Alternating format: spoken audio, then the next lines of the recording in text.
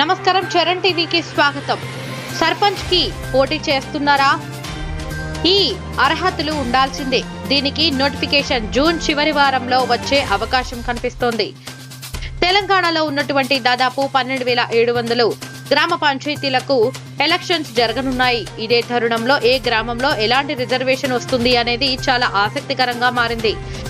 ఇప్పటికే షెడ్యూల్ ఏరియాలో 1281 గ్రామ పంచాయతీలకు ఎస్టీలకు రిజర్వ్ అయ్యాయి. గ్రామ పంచాయతీలో ఏ విధమైన రిజర్వేషన్ వస్తుంది అనేది అందరూ ఎదురు చూస్తున్నటువంటి అంశం.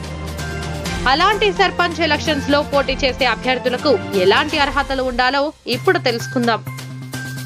2018 తెలంగాణ పంచాయతీరాజ్ చట్టంలోని 14/1, 15/3 గెజిట్ ప్రకారం వీళ్ల పదవీ కాలం 5 సంవత్సరాలు. జిల్లా గెజిట్ లో బీసీ, ఎస్సీ, ఎస్టీ మహిళల కోసం రిజర్వేషన్లు ప్రకటిస్తారు. అభ్యర్థి గ్రామ పంచాయతీలో ఓటర్ అయి ఉండాలి.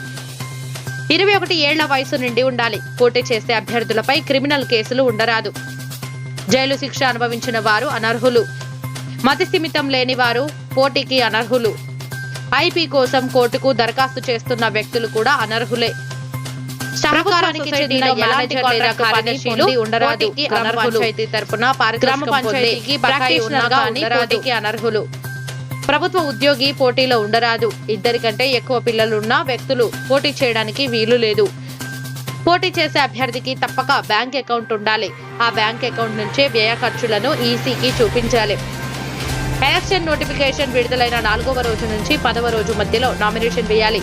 ఉదయం 10:30 నుంచి సాయంత్రం 5 గంటల మధ్యలో మాత్రమే నామినేషన్ వేయాలి. పోటీ చేసే వ్యక్తి నామినేషన్ పై తప్పక సంతకం చేయాలి. రిజర్వ్డ్ అభ్యర్థులు అందుకు సంబంధించిన పత్రాలు అందజేయాలి. ఈ నియమాలు పాటించకపోతే వారిని అనర్హులుగా ప్రకటిస్తారు.